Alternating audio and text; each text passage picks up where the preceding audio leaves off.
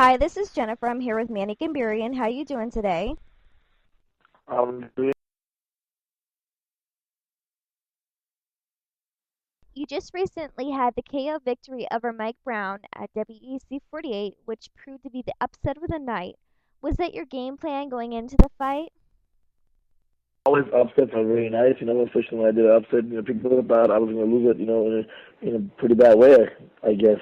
5-1 favorite, that's a pretty huge favorite for him, but, I got really mad, kind of like, 5-1 favorite, where did that come from? But, it is what it is, fans are, they're rooting for him, and they thought he was going to win the fight, but, I pulled the trigger out.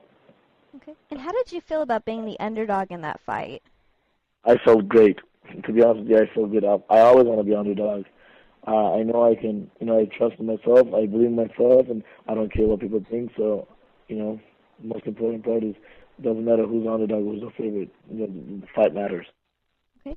And how do you think this win puts you in line for the title shot? And if not, where do you see yourself within the division? I don't see myself anywhere else besides for a title shot or contending for number one spot. So, if anybody thinks I'm not next in line, you gotta be kidding me. But it is what it is. I gotta leave it up to WC and the UFC promotion. If they think I'm next in line, let's make it happen. If not, then I got a couple more fights to go in for a title shot. I'm good with that also. So, but it is what it is. I think, my opinion, I'm next in line for title shot. Okay. And do you still want the rematch with Nate Diaz? Now that you're in different weight classes, do you think it will ever happen? Uh, I would never mind, that fight happen again. I would love to do it again. You know, sure, why not? I know that I lost a fight and I got hurt, but I would love to fight him again. Maybe in the future. You never know. Maybe in the future it might happen, but right now I don't think it's gonna happen anytime soon. But in the future, maybe. Okay.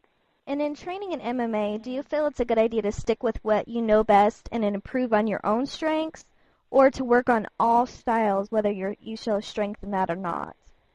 Oh, most definitely, you got to mix it up a little bit. You can't just be a jiu-jitsu guy, or you can't just be a wrestler and go out there and do just wrestling. You got to work on your stand-up. You got to work on your wrestling, conditioning. I'm working on my everything, a little bit of everything. I mix it up every single day and two works out, and every day I do different stuff. I can't do the same stuff. Doesn't matter who you're fighting. You got to mix it up a little bit. And what do you think your particular strengths are?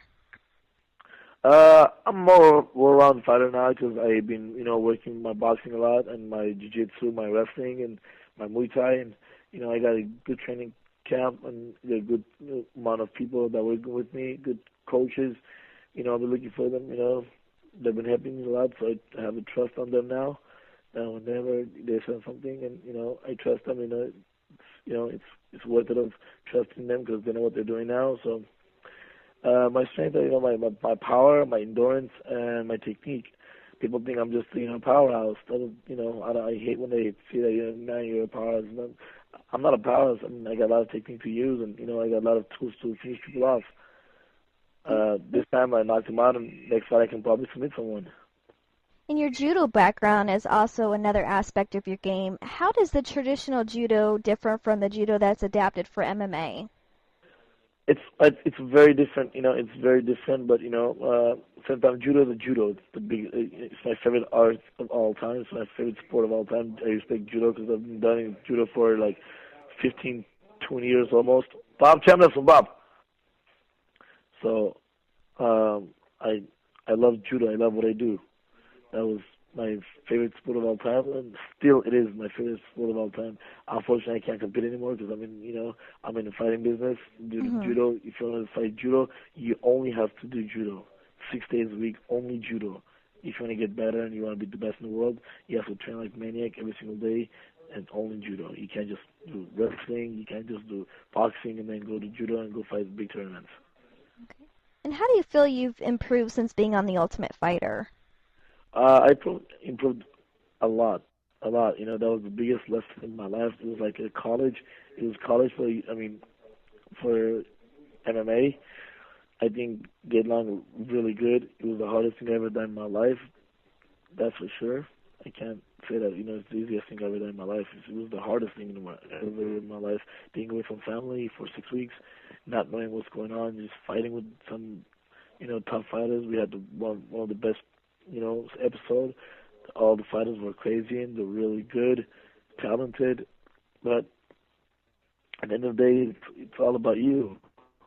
You yourself. That's it. You have no friends there. You have no family there. You don't want anybody to. Some people say they like you, but at the end of the day, they don't. They want you to lose because you're from out of fighter, and you might end up fighting with them. So they know who you are. They train with you, and it's 8-8, and they divide it by teams, and you live together. That's the worst part. If you separated with 8 different houses, that's much better. But you would same people, same crew, same guys, same training partners, same faces, same food. Like you just get annoyed. And what lessons and skills did you take away from the show?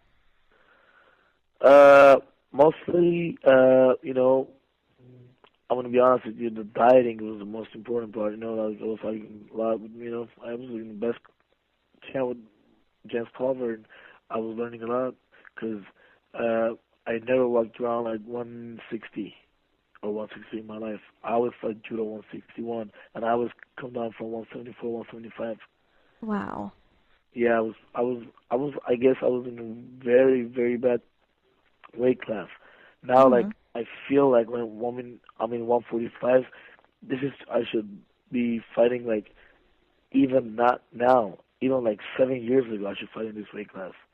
Because I feel a lot better, I feel stronger, I feel more technical, I feel quicker, I feel I can move a lot better. So I think came out really good this weight class. So we'll see. I'm 3-0. Hopefully I can keep this streak going. How much weight are you cutting now that you're down to 145? I usually cut like 18 pounds, but I do it a smart way. I don't do saunas. I don't do like steam rooms like last days and train myself. I do, I have a conditioning coach. I have a strength conditioning coach, and he helps me a lot to motivate myself. That I work really hard, so I don't watch my diet way too much. But I know what I eat.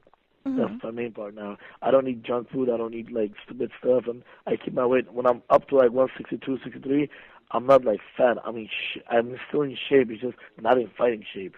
And So I usually cut like 18 pounds. That's it. And who do you feel has been your toughest opponent thus far in your career? I fought a lot of tough guys back in. I would still have to say probably Sean Shirk when I was 18 years old when I fought him. Sean Shirk was the toughest one. Okay. And are you still training with your cousin Carl Parisian? And what have you learned from him?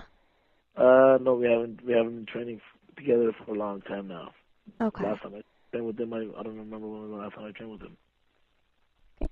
And if you could have any matchup, regardless of organization or weight class, who would you like to fight? Jose Aldo. Jose Aldo. Yep.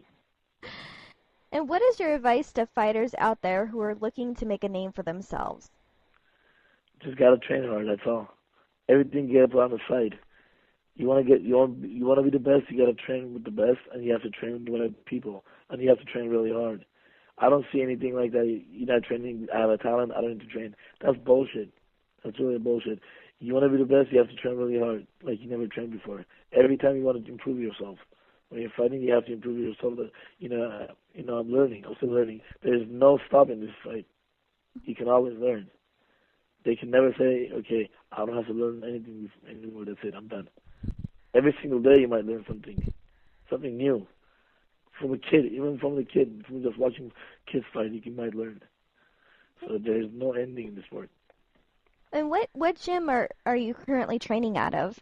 I'm fighting out of Hyaston Gold Course Gym in North Hollywood. I box in Main Event in Glendale and GFC in Glendale also. And I wrestle in North Hollywood with Golden Boys. Okay. And is there any sponsors you'd like to thank and give everybody your website and your Facebook page, and if you have a Twitter page as well?